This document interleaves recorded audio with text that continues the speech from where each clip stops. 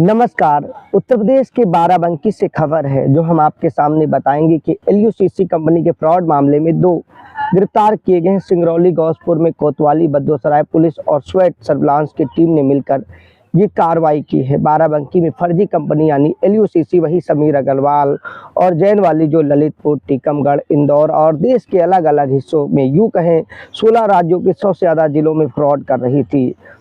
इसने एलयूसीसी के माध्यम से करीब 75 करोड़ रुपए की धोखाधड़ी की है, जिसमें बाराबंकी के बद्दोसराय पुलिस और स्वेट टीम ने 2 की गिरफ्तारी की है। 22 नवंबर को वादनी किरण वर्मा ने यहां पर बरौनी थाना के बद्दोसराय में तहरीर दी थी कि एलयूसीसी नामक फर्जी कंपनी के एजेंट रामनेश वर्मा उन्हें कूटरचित यानी फर्जी दस्तावेज के माध्यम से 1,25,000 रुपया जमा किया और इसके बाद कंपनी बंद करके मालिक फरार हो गए। इस तहरीर के बाद थाना बद्दोसराय ने अभियुक्त यानी जो एजेंट थे राम नरेश सहित अन्य के खिलाफ मुकदमा दर्ज किया। इस कंपनी का कृषि विभाग में रजिस्ट्रेशन बताया जाता है, असल में कोई रजिस्ट्रेशन था ही नहीं।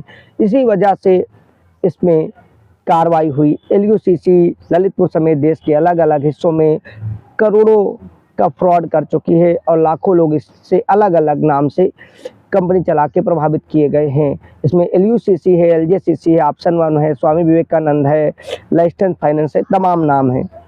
मूल खबर पर आते हैं। बाराबंकी में फरारों पर कार्रवाई हुई है और इसका मेन जो प्रोपेगेंडा या अधिकारी है जिसने पूरी जड़ को बनाया है समीर अग्रवाल, वो दुबई की नागरिकता लेकर वहां पर फरार है। इसको गिरफ्तार करके जब तक लाया नहीं जाएगा तब तक पैसा मिलना भी थोड़ा मुश्किल है। बहरहाल यहाँ शामिल लोगों को एफआईआर के बाद मामला दर्ज किया गया है। मामले की कार्रवाई आगे होगी। बद्दोसराय पुलिस ने जो भी बताया है उस डिटेल में पता चलता है गोरखपुर के संतोष निवासी ग्राम अहमदपुर जैतपुर में रहते थे। उन्हें गिरफ्तार करके कब्जे से register, bond, passbook, photo frame, certificate, 3 mobile phone, LUCC के दस्तावेज, एक कंप्यूटर सिस्टम, एक कैश काउंटर मशीन और एक 4 पहिया वाहन बरामद किया गया है, जिसमें वो आने जाने के फ्रॉड की चीज़ों को अंजाम देते रहे होंगे। जानकारी के मुताबिक अन्य आरोपियों को भी गिरफ्तार कर जेल पहले भेजा गया है। पुलिस प्रशासन ने इस महत्वपूर्ण कार्रवाई को जनता के बीच एक मजबूत संदेश के रूप में भेजा है कि आर्थिक धोखाधड़ी करने वाले अपराधी कोई भी हो उन पर कार्रवाई होगी। कोतवाली बद्दोसराय के प्रभारी निरीक्षक ने बताया गिरफ्तार आरोपियों से और भी अहम जानकारियां मिल सकती है, जिसमें अन्य धोखाधड़ी के मामलों का खुलासा हो सकता है। पुलिस टीम की सफलता इस बात का संकेत है कि बाराबंकी पुलिस आर्थिक अपराधों पर लगाम लगाने के लिए पूरी तरीके से तत्पर है। ले जाओ मोबाइल, दे दो मोबाइल।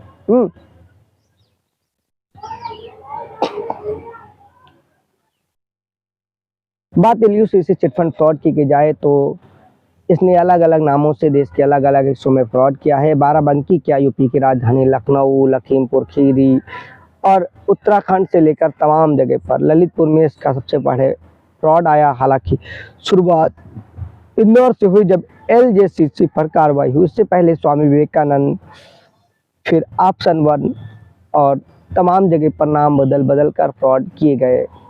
कंपनी का कृषि विभाग से रजिस्ट्रेशन हुआ और समीर अग्रवाल ने 7 सोसाइटियों का रजिस्ट्रेशन कराया। इसके फ्रॉड की परतों में जाएंगे तो भोले भाले दूसरी कंपनियों को, एजेंटों को अपने माध्यम से मिलाकर यानी कि यहाँ बुलाया गया कि आइए आपको अच्छा निवेश देंगे, चीज़ें होंगी, कमीशन मिलेगा और तमाम लालच में वो उधर आ गए। उन्हें नहीं मालूम था कि ये पूरी तरीके से फ्रॉड है। लालच बुरी बला होती है। बिना पूरे कागज और फ्रॉड के चक्कर में सभी फंसकर 1-2 नहीं सैकड़ों लोग आए और करोड़ों का गमन हुआ। इसकी कंपनियां, संपत्तियां कब जब्त होंगी, कब इस हवाले या नेटवर्क का पूरा भांडाफोड़ होगा, कब इनके फ्रॉडियों को विदेश से लाकर देश में न्याय व्यवस्था के सामने लाकर सजा दी जाएगी और इनके चेहरों को बेनकाब किया जाएगा, कब सभी संपत्तियों को कुर्क करके एक एक पीड़ित का भुगतान किया जाएगा, कब आम निवेशकों को राहत मिलेगी। और कमी तो अगर इतने दिन से चल रही थी उस सिस्टम की भी है, जहां पर बिना शिकायत क्यों जांच नहीं की गई कि बिना रजिस्ट्रेशन फर्जी तरीके से कंपनियां चल आखिर कैसे रही थी।